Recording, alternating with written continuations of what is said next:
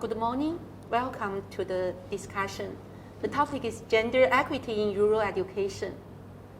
We have three friends here. Professor Han Jialing is a professor in sociology. Ms. Li Hongyan works in UNESCO Beijing office, and Guo Xin is a principal in Shenzhen.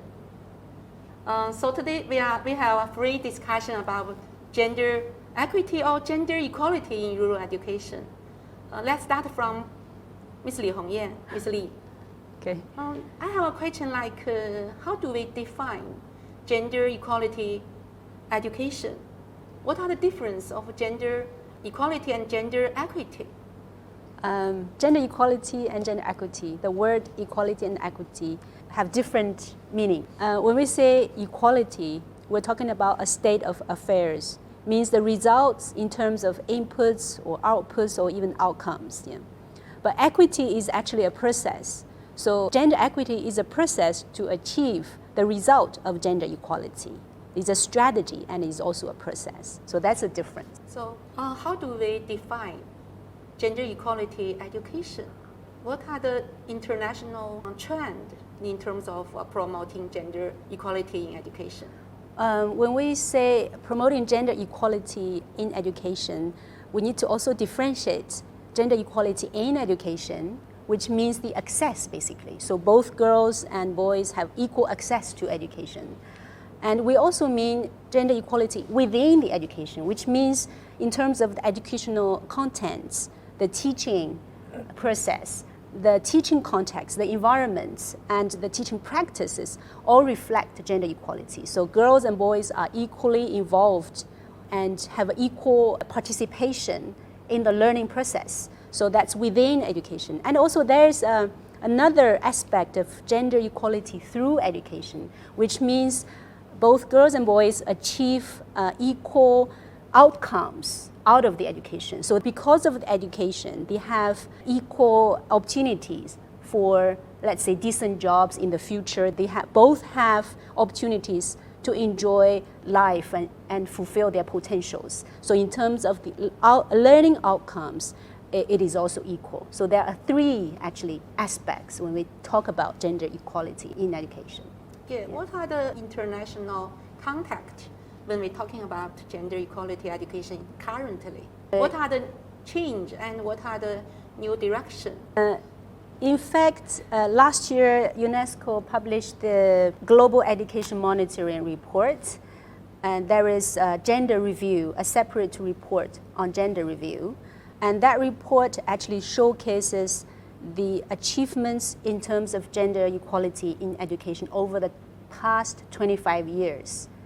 And according to that report, so over the past 25 years, great achievements have taken place in terms of gender equality in education. So globally, 180 million girls have enrolled in primary and secondary schools. And in terms of female tertiary enrollment, the enrollment has risen 3 times at the tertiary level. And so in 2018, globally, we can see there are equal numbers of girls and boys enrolled in primary and secondary education. Whereas in the 1995, only 90 girls were enrolled for every 100 boys.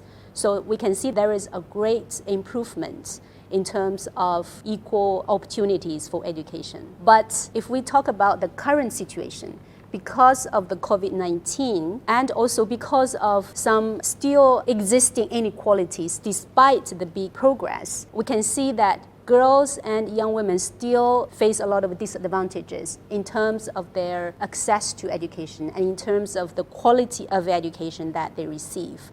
Out of all the primary age children who are still kept outside of school, 3/4 are girls. And 2/3 of the people who are illiterate are women. So we can see there's still a discrepancy, still lack of equality in that sense. And then because of the COVID-19, the impact on girls is disproportionate. We see there's disproportionate negative impact on girls. And UNESCO published a report to showcase the latest facts on gender equality in education this year. So it actually showcases the disproportionate negative impacts of COVID-19 on girls in terms of the enlarging digital divide, in terms of the increased or unequal share of domestic chores, and also in terms of the rising level of violence or gender-based violence. And because of that also, because of the violence and also because of the restricted access to sexual and reproductive health services, so there's also increasing level of adolescent pregnancy. And that actually affects the educational opportunities and also affects the educational outcomes for girls.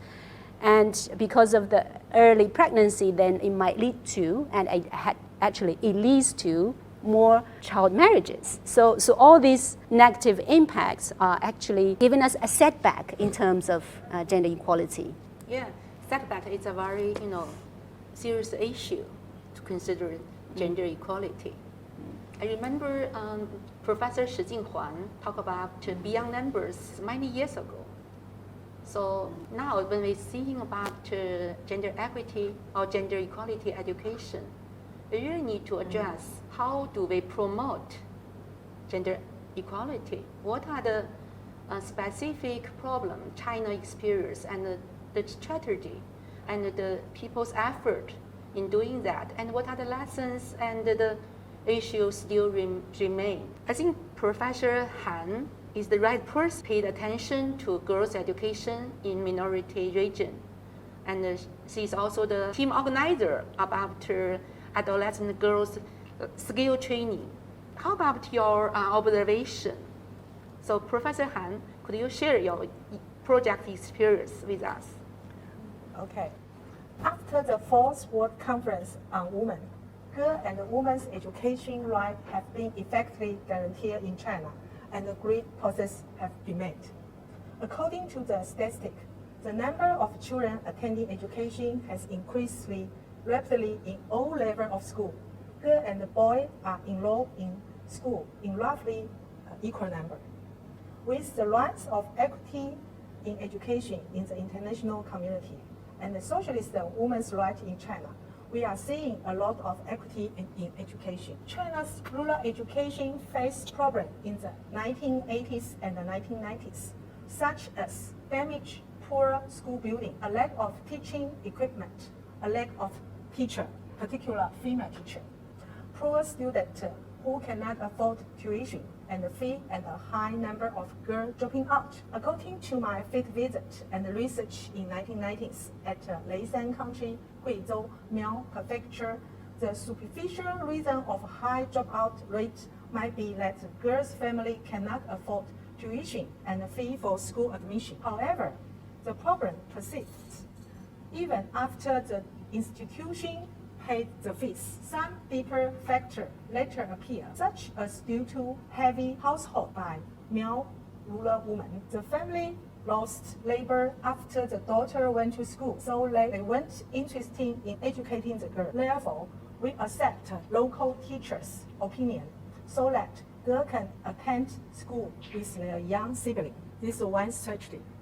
And also, we have another strategy. In busy farming season, the school also adjusts class schedule. As part of the cultural heritage of the Miao nationality, they learn ethnic culture through labor, but at times the school curriculum has little connection to the real life, preventing students from real life within their community.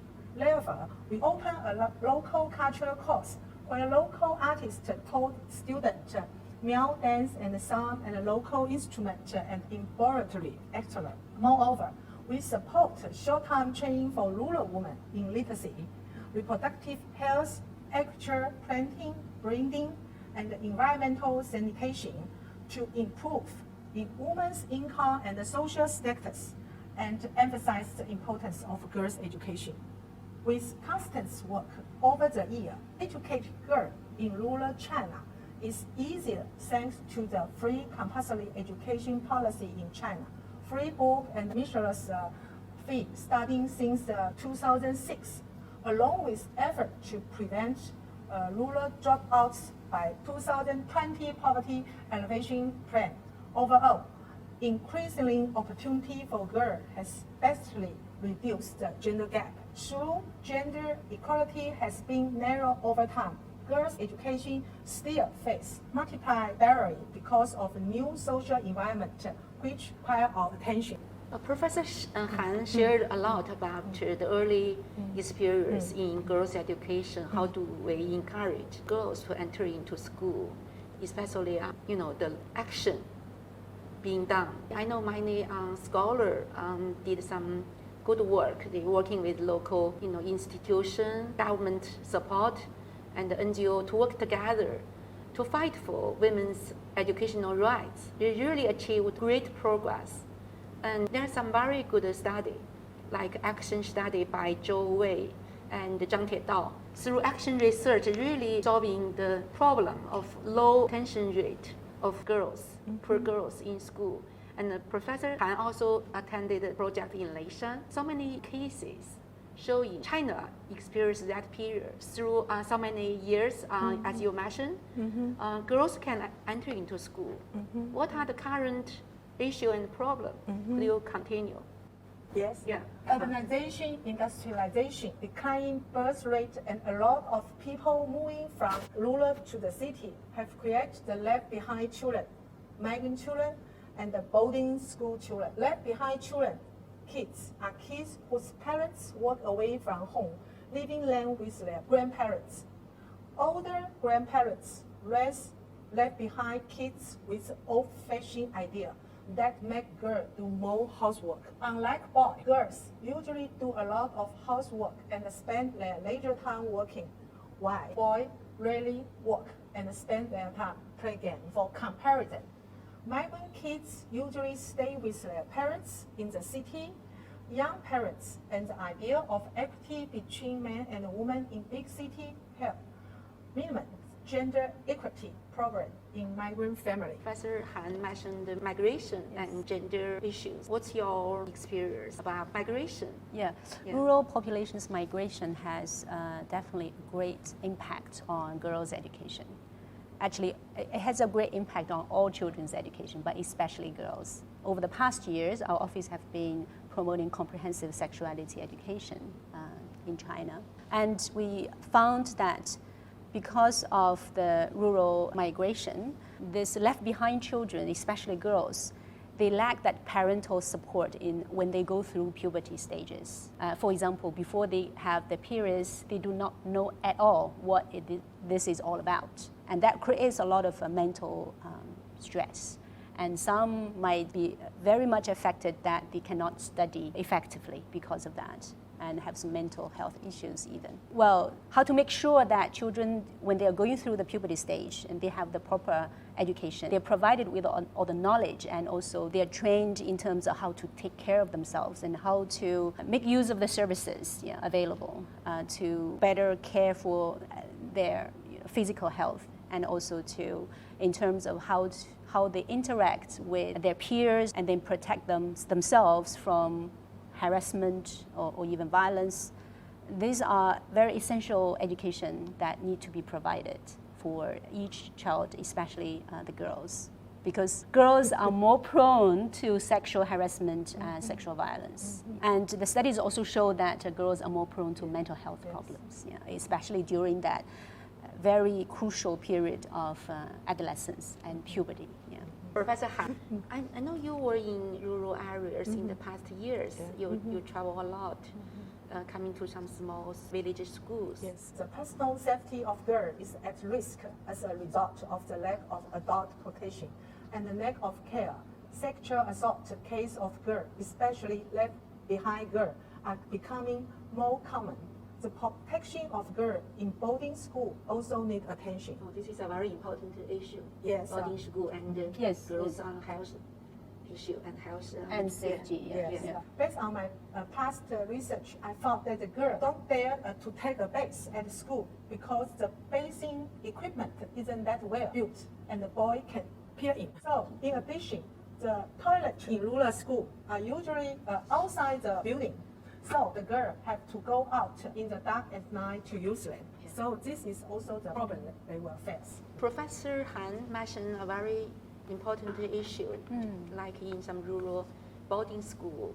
How do we establish a secure and healthy environment? I think to create a safe and supportive and gender-friendly learning environment is very crucial to ensure gender equality in education. So as Professor Han just said, if girls do not have access to adequate facilities during their menstruations, taking a bath, for example, it really affects their personal, their bodily autonomy, and also to create that unnecessary pressure on them. And I think that almost that personal dignity will be affected. Yeah. So in rural areas, in rural schools, we need to look at creating a better physical environment. Yeah. Make sure all the necessary facilities, the water, the toilet facilities are adequate. And at the same time, the psychosocial environment is also very important.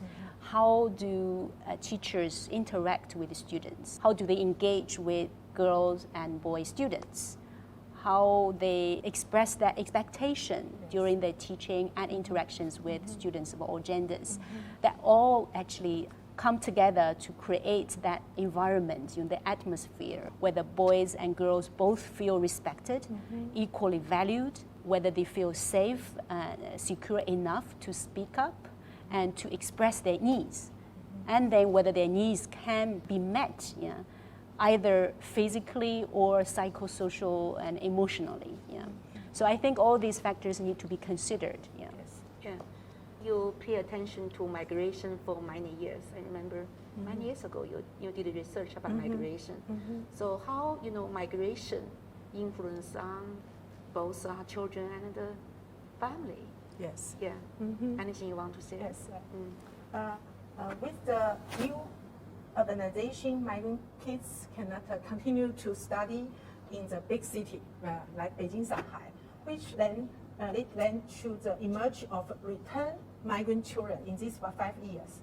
These children are with a figure of both migrant and left behind children. They most choose to go to another city not far from where their parents work. There are also some migrant children who have no choice but to return to their parents' hometown. Due to the young age, these children need their family company. The majority of accompanying parents are mothers. Oh. Yeah, so they so-called accompanying mother. Yeah, so, they do is a social phenomenon in some country. Popular now. So sometimes the father come along too, but that's rare. There's a tradition stereotype that the mother should take care of children. Such a belief is especially profound in previous rural area. Choosing to accompany students often means the mother's career is disrupted and her own career development is sacrificed. In this situation, women are still restricted to the role of mainly breeding and rear child. Yeah, so this is I think a very interesting issue. Like they do, mother becoming the supporting role for children's education, and in children's eye, there is a gender division of I think that's like occupational segregation. Like men go outside and earn money and do whatever that fulfill their career dreams. Well, mothers are expected to take care of child and house chores. That needs to be changed, definitely, because the parents are the role models for children, and if children are raised up saying that kind of segregation in terms of the duties that each parent fulfill to the family, then they form that gender understanding of family roles, which might not always be healthy. That's a social issue. This is very interesting topic. Supposing as a principal in primary school, anything you want to share about this issue, like the mother's role in family? What Professor Han just mentioned is, I just think is an issue I've been thinking a lot.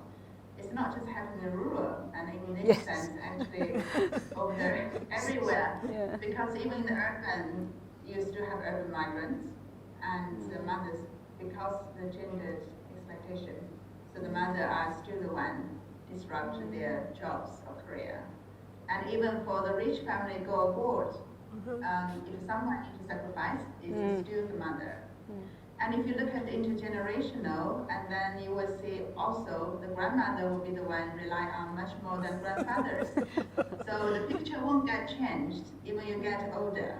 Yes. I think that this is something very similar we find in our Southwest aspect project when we do this women leadership action research. One thing I learned from that is from that leadership training and action research, we realized what actually stopped women lean in, women become the leaders, are their other roles. The roles as mother, the roles as daughter-in-law, or the role as sisters. So that's making it the first time I feel when we talk about women leadership, when we talk about gender, actually sometimes we don't look at them in a connected way. We talk about the training female teachers with the tools, with the strategies, dealing with the work, but actually there's a lot of issues at home stops them. So that I think that brings back to the current feminism argument and the series. Lots of them focus on another concept called ethical care. So what we are arguing is unless we look at not only women but men, not as total isolated individual, but as somebody connected with each other. If we took a relational ontology, so we see actually she's a woman, she's a mother, she's a worker, she's a daughter, and all of that, the society's view on them, society networks in this aspect, defining her, push her forward or pulling her back. So any initiatives have to look at this specific person as a whole, as a connected roles to able actually can really support them. And for myself, I think that's probably why after working so many years, I decided to go back to university to study about motherhood. Because until I become mother, I never thought that's an issue. I never realized that is the point of your life you felt the most pressure. Teachers in rural school often suffering from inconvenient transportation and live in difficulty conditions. They teach in less populated village and even in mountain area. Poor living conditions, insufficient social interaction opportunity, and the hidden danger makes it harder for teachers to stay there. Additionally, in rural area, there are also a lot of boarding students who need a teacher to look after their life, emotion, and academics. So a lot of teachers say, we are mother, we are doctor, we are cook, we are mother, and we are parents. So they are, teachers have a lot of burden. So it makes life even harder for rural teachers. Unlike their male counterpart, female teachers are more likely to bear the burden of childcare and housework after marriage. Since usually school is far from home, it will cause great distress to the teacher if her kids get a cold and fever. The limited medical facility in the village also causes them to worry about not being able to teach their child well. Generally, in dual-income family, the work of educating children fall on female teachers, which increase their workload and makes it harder for female principals to do school management. As a result, there are not many female principals because men can devote all their energy to their work, but the female teacher has to manage both school affairs and the family at the same time. The ratio of female principals is low in rural area, and there is a glass ceiling for women trying to attain leadership position.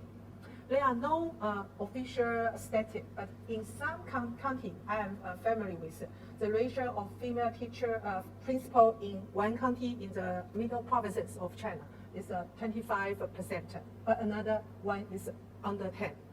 So comparatively, in 2019, almost 70% of Chinese primary school teachers are women. So it's a very, very low for this ratio. Here, Professor Han, raised the issue for the young female teacher in rural village school. There is a conflict of work and family roles, and also about some issue related to lack of Leadership. motivational opportunity to be a principal. So Yes. two issues. One is female teachers' needs for support, and other is the promotion opportunity. Actually, what Professor Han just described, the situation of about rural teachers in terms of the gender composition, is quite similar to the global scene as well. Globally, majority of teachers at the primary level are female teachers. Actually, statistics shows it's over 65%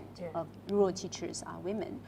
But if you come to the secondary level, and the percentage lowers a bit, but still more than 50%.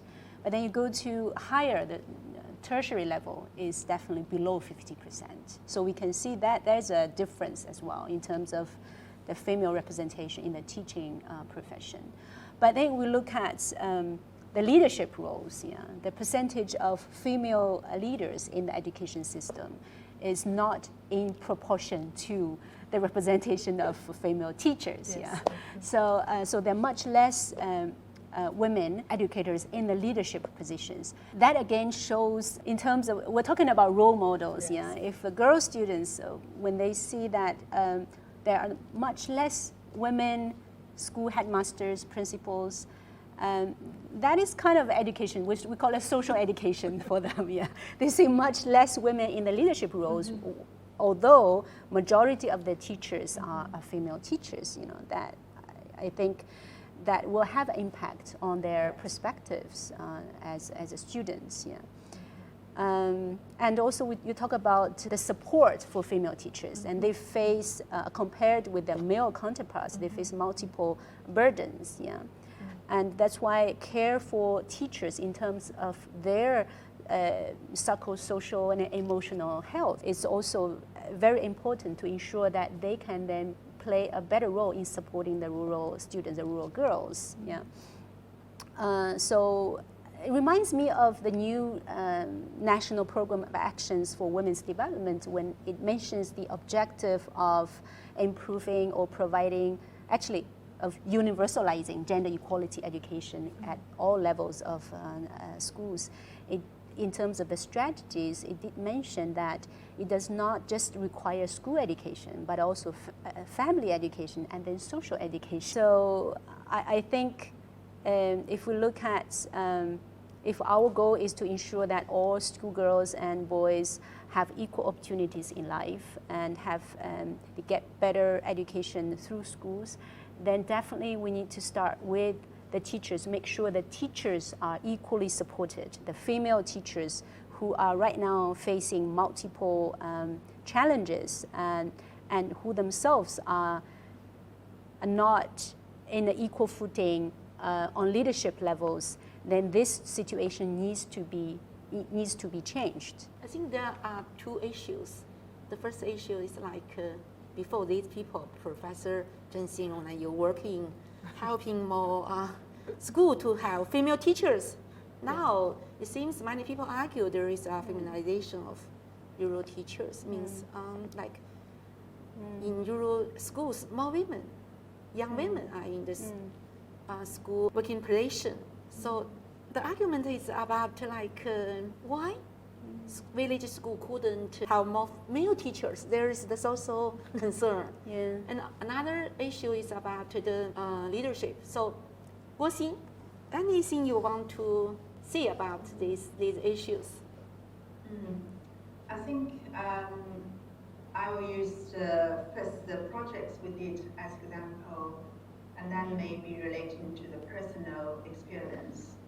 I think in the Southwest project, we are making the gender quite a central theme in the overall project's goals. I guess because of the culture, so when the projects went to about 30 years, So the local government actually initiated the question of, can we help the female teachers because they don't feel in the village they have enough these female leaders. So the question actually very interested me initially by the local people themselves with different reasons. And that's where we started this 2-year section research. The issues are exactly what has been mentioned by Professor Han and Li. So I think it's very similar. The female teachers have the problem at homes, overworked. But there's another side. When we're doing the workshop with them, there's also lots of stigmatized women when they're in leadership position. That's another important psychological, social factors stop women dare to be the leader. So that's where we started to challenge. Is there a certain leadership style are the correct one? Are we helping other things in the daily life, such as you resolve the conflicts, you trying to bring the people with the diverse opinions together, you support the people who need it, all of these can be called leadership. So through that sort of discussion, I think more and more women and marginalized men feel the leaderships can have lots of different faces. So this is one thing we noticed when we're working with rural female teachers, stop them become a leader. And another aspect I feel very interesting is looking at opposite way, which is if we said everybody, if we believe in everybody has the potential in leadership, then what will happen if you never get the opportunity to express your leadership? And we start to realize many of the shortcomings of women, such as narrow-minded, nagging, control to their family members, are coming from exact reason of their leadership is oppressed. In the public working place, the lack of resources, and that's why they care more about the little things because they have a very limited thing have access to, and because they have no way to demonstrate their own leadership, then obviously they will have another outlet which is happening at home. So if you're looking at the other picture and put them together, I think it's very complex why women don't want to do that. So the action research helped to address all of these issues with these women together. And that is the point I mentioned earlier, make us all realize women's life and men's is all connected. And we talk about family, we talk about the issues at home, as well as the issues with leaders at work. And that's the point lots of women open up to talk about why they don't want to do it, what their worries, what sort of the rumors being in the atmosphere if they do become the leader. So I think, yes, the females, why there is glass ceiling, there's a very important social and psychological reason with that. And if we can look beyond the number, if we look at deeper in the societal reasons, I think that's where the hope of changing the leaders for the future. And for myself, I think looking at the urban area, the issues are very similar, maybe less in terms of family support, because in the urban areas we do have a bigger social network. When I have the childcare issue, I can rely on more resources as well.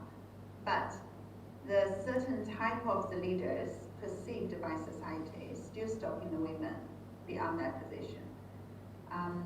For the urban school, it's very often leaders have to be able to work with the governors, officers, and businessmen. And all of these areas actually are all occupied by the men.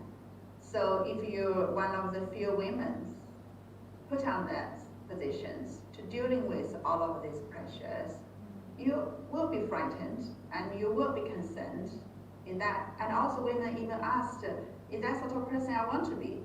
Because most female teachers think I want the reason I come to school is for kids. I want to do something more closely related to the kids and to helpful for their growth. I'm not coming here to have dinner with officials. So those sort of belief conflicts in the women's heart also stops them. So that I think is the same, no matter it's in rural or urban area. Yeah, I think. Yeah. I probably Yes, have yeah, learned much. because we work together in women leadership action project. One impressed me a lot is Professor Zheng Xinrong's idea about the leadership myths. What are the leadership myths? Usually we think leadership means power, right? Yes. And it's a man's advantage. And during the training, we try to, change that myth. And everyone with the leadership potential, and teacher, especially teacher, working with kids, they are the natural leader in the classroom. So, yes, it seems during our effort, change a lot. And China is changing. Yes. But now I really feel another issue of the social concern is about how village school can have more male teachers. So there are some university, they trying to have some program to recruit male students. So the future, they can work in rural schools. So as a gender equality issue, I do believe, we need to think deeper, like why? Not so many, male graduates don't like to or couldn't work in rural schools because maybe there are some barriers, like there are some difficulties. And also, for me, it seems showing that some girls, when they have higher education, the career opportunities are limited. Becoming a teacher may be a very good choice. So this is a very controversial issues in public debate. But how do we promote gender equality education? Really a national concern, not just people working in the field. The government also pay great attention to promoting gender equity education. I know, that's from the top down. It's trying to do that. But one of my observations is, in rural education, opportunity to do gender equity or gender equality education is limited. What's your, there is a, more city school. They are with some courses of gender equity education, or they have more opportunities to emphasize on gender equality. But in rural school, it seems they are concerning gender issue is not that important. I think definitely the traditional gender norms are more deep-rooted in the rural schools than in the urban schools. And when we talk about the teaching profession, the teachers working in urban schools are definitely more educated and more exposed to more progressive ideas when it comes to gender. So that has a big impact on how the issue of gender is understood and is dealt with in the school environment. But what Guoxi has just now described, the experience of the leadership projects in China, actually reminds me of the importance of having more social dialogues.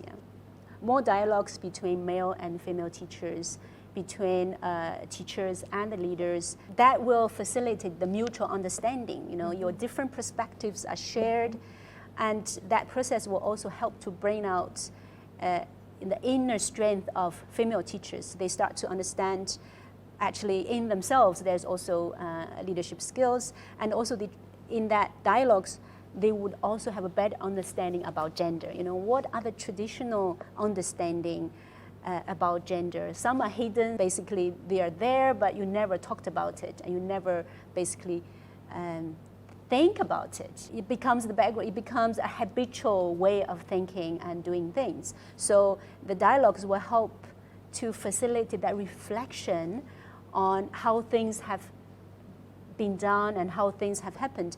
And then that reflection actually will stimulate more innovative and also more courage in terms of changing certain ways of understanding and doing things. Yeah, I definitely think that we need to have more space for that kind of dialogues and reflection for both male and female teachers. We cannot just work on the female teachers, but actually bring the male teachers along.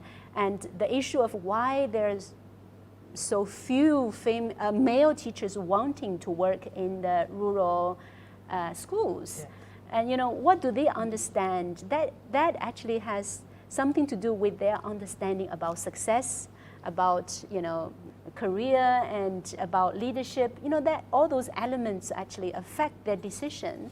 So if during the teacher preparation stage, when they are trained to become teachers, if they have had that kind of thinking process, they might make a better choice. You know, they might have a more balanced understanding of leadership, of career, of success. You know, and yeah, and also in terms of recruiting in the college recruitment, you know, also the college enrollment stage, also how to attract more male students to sign up for the teacher education schools and then be trained to become teachers. That's also another point. So there are different levels of interventions that are needed, yeah, to ensure that at every level and in different contexts, we do have an equal representation of women and men in the teaching profession and in the leadership as well, yeah. Yeah, I was impressed by the term dialogue. I feel the UNESCO new report, Reimagine Our Futures Together, really emphasize on the dialogue. Many years we are seeing something in the circle, small circle, like gender and education. But how about the bigger social space for discussion, Yes. for dialogue, because there is a common goal. So that common goal is inclusive education and respecting each other, a harmonious society. So there is so many concern about gender-related issues in rural education. So many. Some are just seem like a city or like other countries. Some are in particular, you know, rural or in China. So there are different levels of issues, concerns. But I think the strategy, we need to be, you know, in a bigger perspective to think about how do we promote gender equality or gender equity. I would like to share one of my project experience. Professor Zheng Xinrong and I, we participate in the program designing child-friendly school standard in the dimension of inclusiveness and equity. We have some, you know, basic ideas. First, a child-friendly school actively identify excluded children and get them enrolled in school. Second, diversity brings strength to education. So we pay attention to the inclusiveness issue. We pay attention to the you know, diversity issue, especially for children with some difficulties. But one issue is we argue gender equality is the key in combating discrimination, discriminatory attitudes. One argument is gender equality is the key in combating discriminatory attitudes because there are different stereotypes towards like poor people, towards women, or towards other groups. But gender equality is the hardest because that's the, you know, tradition. So if we pay attention to gender equality, we are trying to thinking about avoiding stereotypes and discrimination. For the inclusiveness and equality, this dimension, you know, we have three factors. One is safeguarding children's equal rights in attending school. That's the national agenda. Second, showing respect on students' difference and diversity. So respecting each other, especially in a diversified environment like migration, like left behind children and rural area, minority areas. But the third one is creating the teaching and learning environment with gender equality. So we have a gender dimension here. And we designed some standard. There are some, results level standard and process level standard. We divide into two areas. One is schools advocate for gender equality. So to make school into a gender sensitive environment, not only in teaching but also in learning contents and environment. So there are some items like teachers would make suggestions on correcting any obviously gender biased contents. So the reading material textbook with some gender bias. So the teacher need to have the capacity to know there are some bias and to correcting these bias. Second, school and teacher are able to break away from the influence of the traditional gender bias, like with limited students in career choices. So the occupational choices, maybe there are some gender stereotypes. So school try to break that. And also about the male and female role models, especially non-traditional gender roles of work need to be demonstrated in school posters and columns. Next one, teachers do not make the questions easier or more difficult for girls or boy students when raising questions. Finally, about the safety and health education to avoid sexual harassment and self-protection and providing self-protection for students. So there are some results standard. What we like to achieve through these kind of promoting gender equity standard, like students are able to differentiate from bias and discrimination languages, and grow students' self-esteem and curriculum, the curriculum design with no gender discrimination. Finally, is another issue is about teaching profession. So the teacher, they have some rights, like teachers. Like you need to receive the same respect, both male and female. We emphasize all teaching staff know that gender equality is one of the basic state policies in our country. So how about we really promote that idea, that national agenda? And also, like, how do we support, like you mentioned about female teachers in delivery period? What are the social support? Finally, about the equal opportunities to receive training, because sometimes female teachers, lack of opportunity to participate in training, and also leadership position. So the good thing is not just designing this standard. UNICEF really promoting that in many provinces. Like each school, they just like checking the standard to do self-evaluation, to find the weakness, and try to have action plan. I think this is a very successful project in promoting child-friendly schools and also gender equity. Through this project, my lesson is, how can we encourage, the school pay attention to gender issues and make gender-related discussion into a dialogue process, like different groups with different needs. And when we're designing this, we pay more attention to the gender-related issues. But we really need to consider currently some male students. Also, they have other problems we also need to address, like the achievement. It seems girls performing better compared with boys. So, Particular for reading. Guoxin, anything you want to say about the Women Leadership Project? Lesson we learned from that project? As that project, I think I already mentioned it earlier. I think the success of that project in gender issue is because it's actually very obvious goal in the overall projects. That means no matter what areas we're working, is we have like five outcomes, which means 5 areas. We have student subsidy, teacher training, school management, school monitoring, evaluation, and institutional development, social development. These 5 different areas.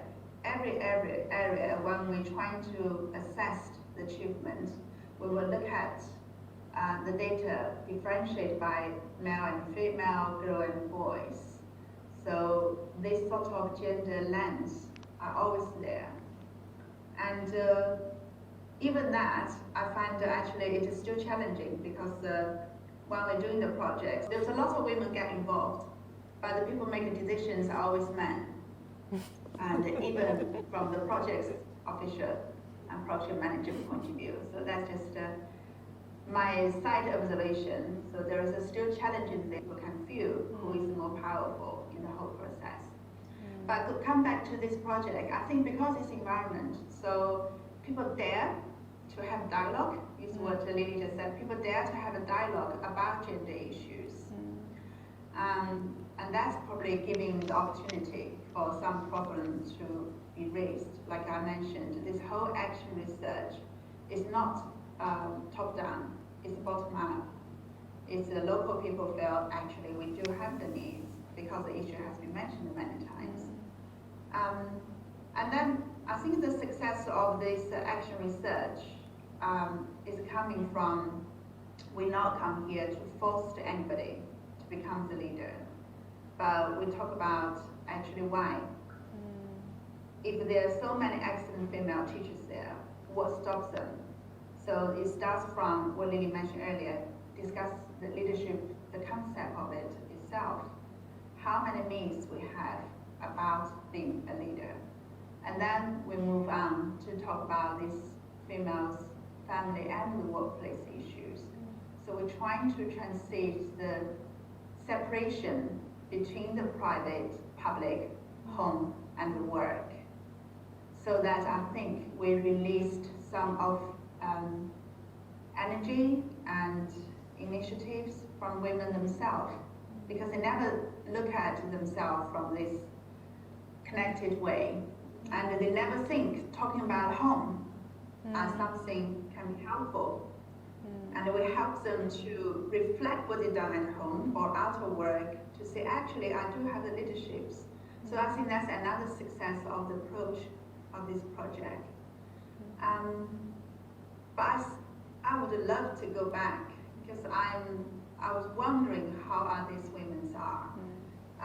Those 4 counties as a pilot counties when we start the projects, they have a 0 female leader, female principals in schools. By the end of the 2 years, there is more than 20 of them. But 20 of them still minority. I'm still wondering how are their lives now, facing lots of challenges in the reality. I'm also really encouraged by them because some of them even come out of rural and start to establish their own private school in urban area. So you can see when you release the energy of these women, give them the opportunity, some of them can really grow fast. So I think there's a lot of reflection can be done in this project as well. I'm just thinking what Lily said about earlier, why the UNICEF's projects actually focus on the diversity and reduce the discrimination in every aspect, but why the gender is one of the most important issues. My own source and my own answer is A, women are marginalized for centuries. So women are the groups easier to connect with the ones who discriminate in other ways. And then my second source is what I mentioned earlier, the ethic of care. Because women for centuries been taking on these roles of caring for others, no matter it's your family or the people, your neighbors. So we grew up the type of relational logic when we're dealing with people. So that's why when there's more women leaders or women's being put on more leading positions, there may be more hope for they've noticed other unseen people, make them visible and trying to help them. That's probably why I think I agree. Gender equity is still one of the most important. One want to tackle all the other discrimination issues as well. Wow, this argument I think is much more stronger.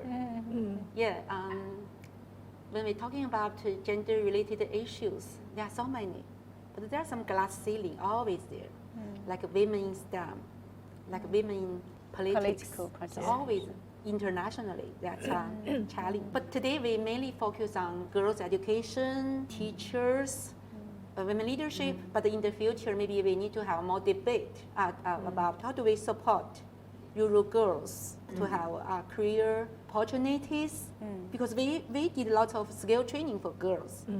But thinking about the career, another very important issue. And also for me, as Guo Xing said, gender equity is not just for women's rights, for women's benefit, if for human being.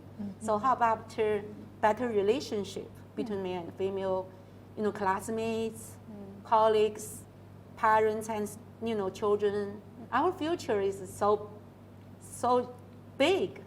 So thinking about that, you mentioned about the importance of bottom up. Myself, pay more attention to the combination of bottom up as a force with the top down, because it's together. The gender mainstreaming really need the support from the local effort. Gender mainstreaming provide a space for bigger social discussion, social goal, and about the how policy and related laws can be changed. We have made lots of progress in women's rights, in gender equity, but still there are so many cultural norms, so many difficulties, and the cultural and social historical influence, like the COVID-19. So the next part, we may pay more attention to the how can we learn from the international direction promoting gender equality, and think about our national target and strategies. Thinking about strategy in the next 2035, 2050. So looking at future, what are the strategies? We will invite Professor Han and also Ms. Lee to share the views. Gender education, what's your suggestions to promote that? I think the parents, teachers concept for gender equity is very important. In the field of gender education, national strategy for development to promote gender equity and eliminate gender stereotype. When it's come to early education, family education, and school education are combined to find some wrong gender stereotype that parents have. So I think we should, from these 3 points, to promote it. Yeah, I think it's touch a very important issue. Like we are not just in school to promote gender equality. The cultural norm really everywhere. Yeah, everywhere. Yeah. So what's your thinking about we engaging parents in that, and also about changing parents' wrong gender ideology, or about starting from early education? Basically, definitely, parents play a very crucial role in forming up the gender concept of children. The studies have shown that the age group of 3 to 7 are the crucial stage for children to start have understanding about gender roles. So that's the age when the children go to kindergarten, before the primary or in early primary. And during that stage, parents have the interaction between the children and adults are mainly taking place between children and parents. So parents, how parents understand and behave, in terms of the gender roles, and how they purposefully educate the child about what is gender, what is the difference, and what are the commonalities, and what are the good attitudes towards gender. I think that parents play an indispensable role in that. Also now, because of the changing social environment, the technological environment as well. And children are exposed also at a very young age to the internet and to a lot of external information with mixed messages. So that only shows that parents' guidance is it's crucial in helping the children, making sure that they are not exposed to harmful information, harmful gender norms. And so that foundation for a child is very important. And when it comes to the another crucial stage actually is the early adolescence stage, when children start to have more social interactions, building their self-identity and also their social relations. At that stage, a lot of gender-related issues are becoming more obvious. Yeah. So the intervention during that stage, also from the parents, from the schools, they have a combined impact on the child in terms of staying away from those traditional gender stereotypes and at the same time forming more equitable gender attitudes. Yeah. The Ministry of Education just to have a new policy, enhance health education in schools, and that relate to adolescent to education. So it's the the right time to thinking about in a holistic way. Guoxin, anything you want to say about how do our education changing the gender stereotypes? I agree. The family is very important for educating parents. But I think it's not just parents. It's the whole society these days in this intensive mothering, intensive parenting. There's another trend to pointing every responsibility to parents. But there's a lot of things. I like the term of social contract as demonstrated by the new UNESCO report. It's beyond the family as it's beyond the school and beyond education.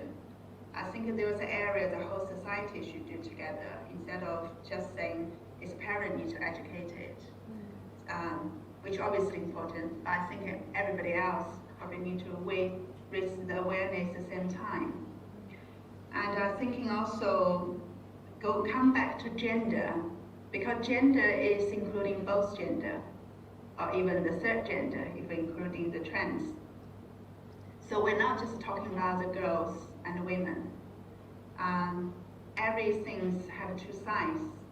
When the women feel oppressed by femininity, and the men at the same time oppressed by masculinity. I think many men is deprived from the opportunity to grow up with their young kids, to be able to care for others, and to enjoy that sort of learning, the different part of the life. So I think that's, unless we're promoting both sides, and then we can have seen the real change happens. Just Ms. Lee mentioned earlier about the criteria of success. Why men don't want to come to the schools, or particularly the primary school or the rural schools. I think just changing the men's ideas is not enough, because reality is there. If the schools, the primary schools, the rural school always have the low levels of reputations and income, I think no matter what we say to people, people see the reality. Unless we help to change the whole society's attitude to that, as well as make the men feel proud of to be able to stay at home, to help their wives, to raise their kids, then people, men and women, can start changing their views on such things. So I think it is really a social contract.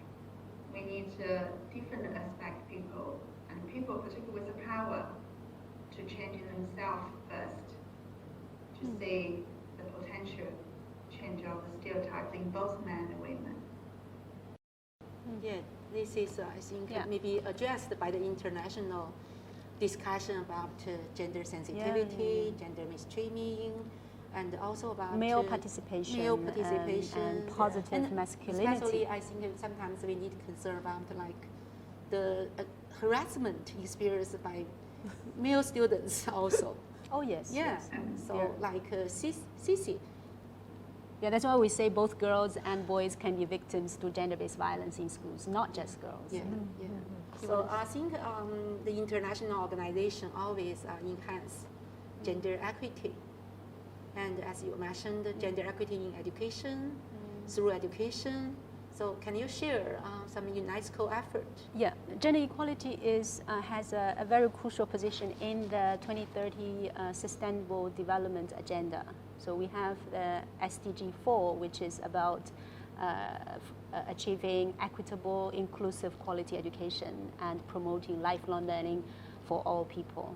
And under that goal, there are specific targets in terms of gender equality to ensure inclusive learning environments. So this equality and inclusion, these two concepts are very much interrelated. Yeah. And also UNESCO has a global strategy to promote gender equality in education. So this strategy is from 2019 to 2025. So with the vision of a world where gender equality in and through education is achieved, assuring girls and boys, women and men, equal rights and opportunities for education and empowerment, and the power and agency to shape their lives and futures. This is a very ambitious vision. And to achieve this vision, UNESCO mapped out 2 strategic objectives and 3 thematic priorities. So the first objective is to strengthen the education system to be gender transformative and promote gender equality so that it can benefit all people. This looks at the systemic changes. And the second objective is to empower girls and women through targeted interventions, education for a better life and a better future.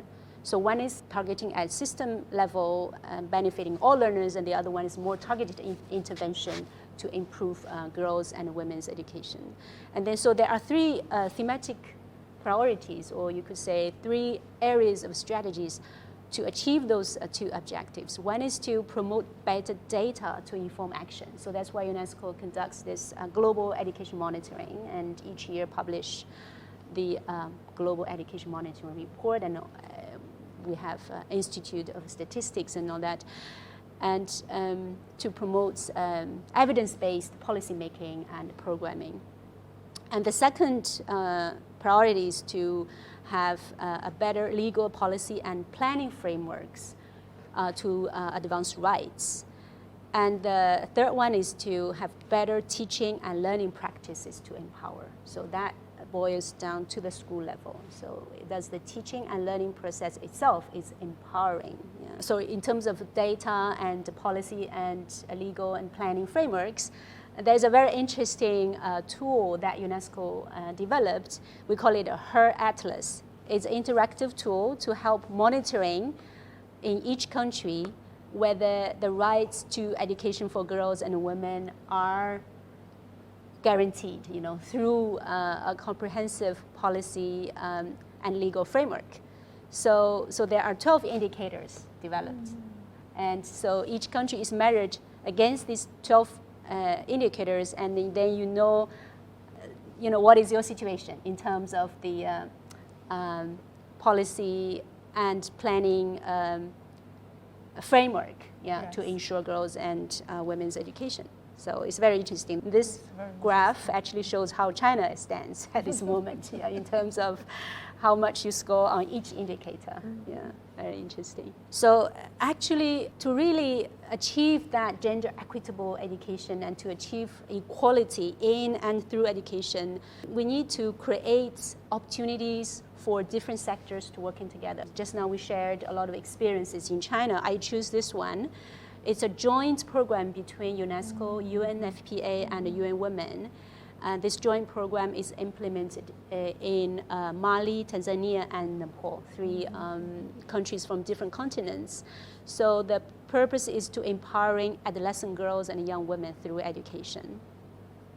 The graph, it looks very complicated. This is not supposed for us to see it clearly, just to show you how comprehensive the program is, because it involves multiple sectors. Education, it involves health sector, it involves youth, and also skills development, technology, women's economic empowerment. It takes a life cycle perspective in addressing the inequalities in terms of education for girls and women. So because we know that health affects education, a healthy child learns better, and also a child who has a good education will have a better health result. So all these factors are interrelated, and also skills development, or we talk about employability in the future, is also important. Yeah. So does the education provide opportunity or prepare the students for a better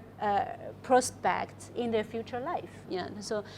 And how the technology affects their learning and also their life in the future. You know, what types of digital skills, technological know-how that they need to be equipped with. So all these are interrelated. That's why a successful program takes multiple approach. You know, takes intervention from multiple angles. Yeah. So this is an example to show how we can really, through education, empower girls and young women. Just now, Guoxing also mentioned about this new UNESCO report, the Futures of Education report, which strongly advocates for a new social contract and to repair the injustice in the past and also to reimagining a better future. This is a very progressive and even revolutionary idea, as I understand it. And I heard we actually talked about just now. Guoxing mentioned this very important idea about ethic of care. You know, like women, girls are more understood as being the role of caretakers. Yeah, but the ethic of care applies to everyone. It's a universal value. There's universal value in it. And also this idea of reciprocity and solidarity. These are very much emphasized in this new report. And all this, the understanding of education is firmly grounded in the human rights approach. Yeah. So for each child, for each person to get a better education, a quality education is their indispensable human rights. So these are based on principles of non-discrimination and social justice, respect for life, respect for the equal value of each individual person and the human dignity of each person, and also the cultural diversity. Yeah. So we talk about cultural diversity and the interrelated concept of inclusion. All these are very important principles. Yeah. But in terms of how we achieve the goal of having a better future, better education for everyone through this new social contract, we still have to tackle it, in different arenas, so that there are strategies proposed for areas. There are 5 key areas of where the actions could take place. For example, the pedagogy. So this pedagogy promotes solidarity and cooperation. We have talked a lot about child-centered education, participatory. These all falls under this pedagogy paradigm. In terms of curricula and how the new knowledge could be created, so to become the knowledge commons. This is another area of that needs actions. And also teacher and teaching professionals, how to support teachers and how to cultivate their equitable attitudes and their sense of inclusion and their social justice. And apart from the teaching skills, actually a lot of concepts needs to build in the teacher's mind. And also safeguarding and transforming schools, have a new understanding about the role of schools, the schooling. Despite this reforming and this online kind of learning, schools still have a crucial role to play, but then how to transform that role and so that schools can still has its legitimate function and add value to people's lives. and also education across different times and spaces. So we talk about families and environment that is there all the time, and is a crucial learning space for every child, and also this online space as well, in the digital space. And so those provides opportunities, and also there are challenges that we need to be aware of, and have strategies to deal with it. So yeah, basically in thinking about education, or what education will look like by the year 2050, that is, I think that's a intriguing question that I think for all of us, yeah. And it depends on how we are going to negotiate this social contracts, involves all these different sectors, and basically that involves everyone's participation. To me, social contracts is we have to work together. It is a social issue. It's not just in education to trying to improve the education. It's beyond that. So we need different people work together. And also the impact is beyond that, because school is part of society. And what school produced impact back the society as well. So I think I'm very happy with the contract, this concept, because they connect the school with the society. We can't change the school unless society change, and we can't really ignore what school do because the impact on society. So we really need everybody working together, have the similar goal, have the common goals to act together. So that's my understanding of this social contract. Thank you so much. Yes. Thank you for everyone. Professor Han really provide a real context for our discussion in the Chinese environment. How gender equity issues in rural education. So really starting from some solid foundation, and Ms. Li provide an international perspective, and also concerning gender equality issues in a holistic picture. I think it's very helpful. And Guoxing, thank you for your comments and your views as a Young school leaders. And your experience in rural area for many years, promoting social development. This is a special year, like there is an international UNESCO new report. In China, they have the new outline of women's development and children's development from 2021 to 2030. It's a very important policy, cover a lot of information, but it emphasizes on gender equality education.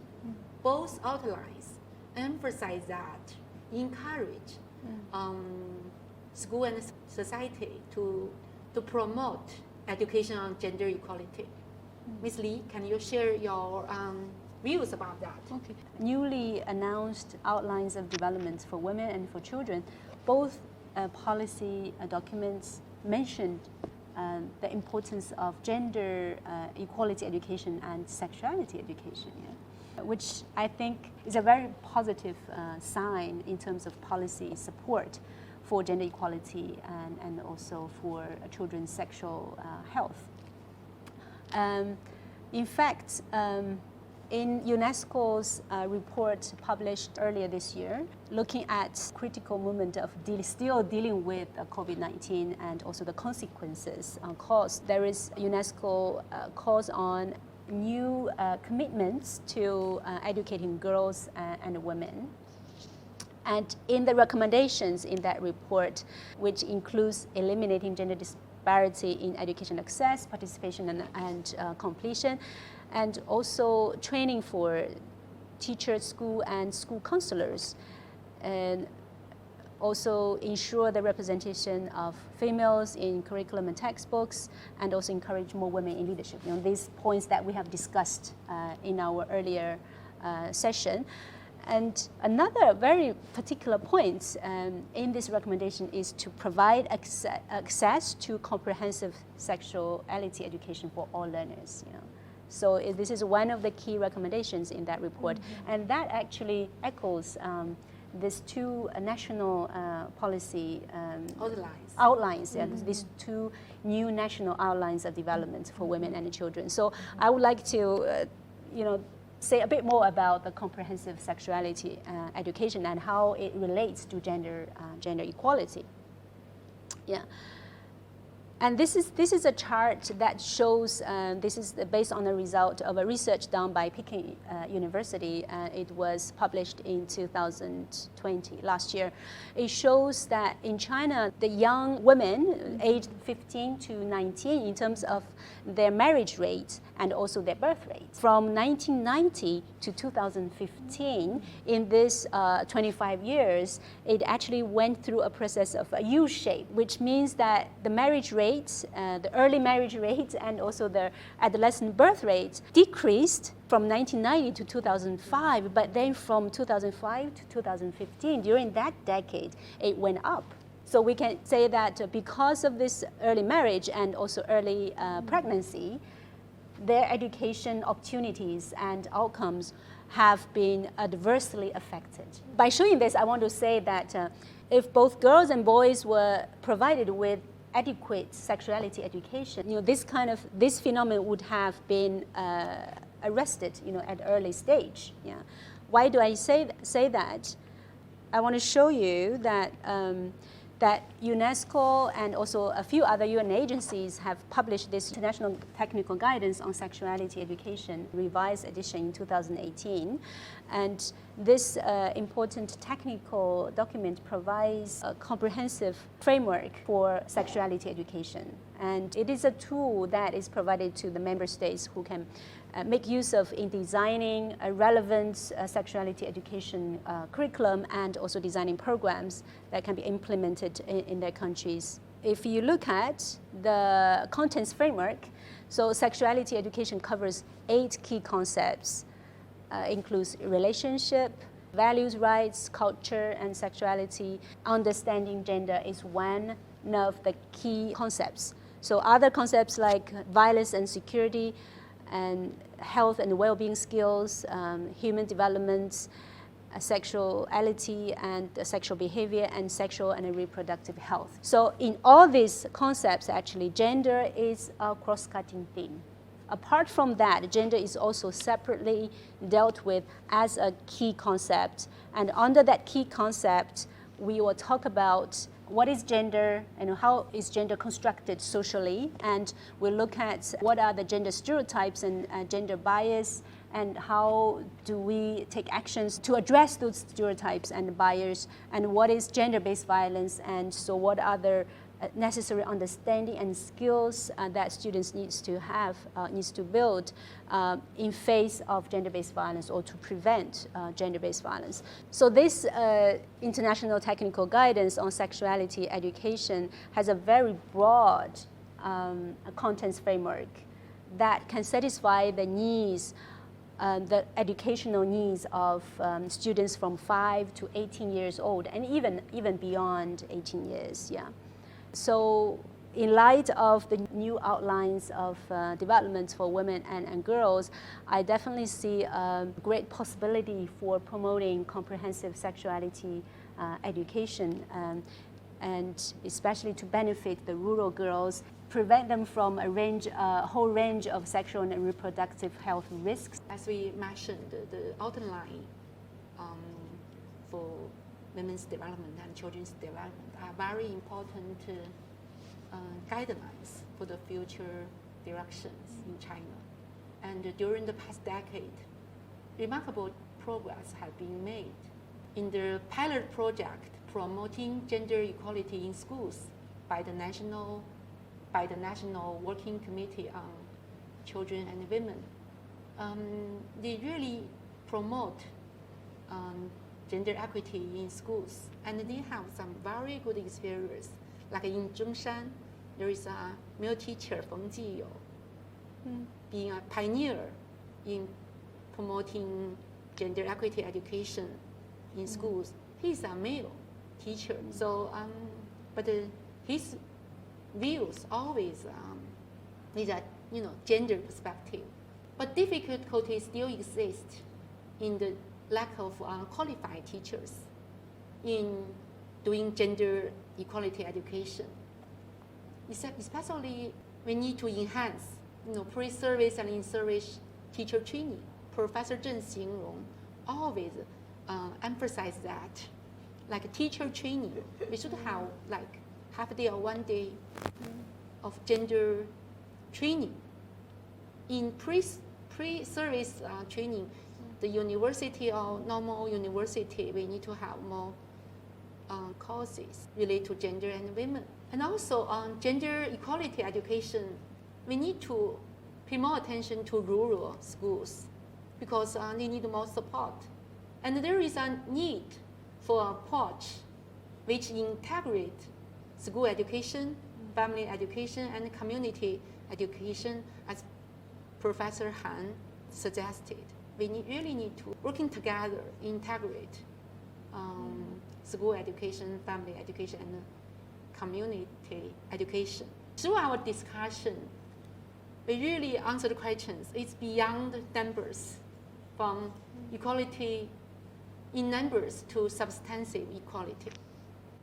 So it's from content in textbook and reading material to the teachers' attitude, to gender stereotypes, gender-related peer culture, and we pay attention to girls' education in rural area and adolescent girls' sexuality education. Based on my experience, raising poor girls' self-confidence very essential.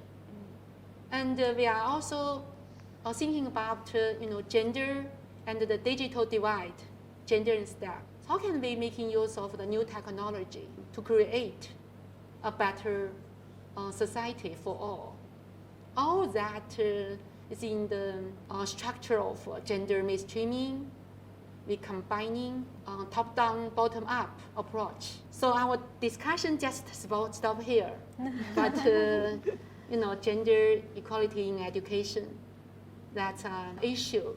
That's not just for discussion. That need action, dialogue, and action. Thank you. Thank you very much.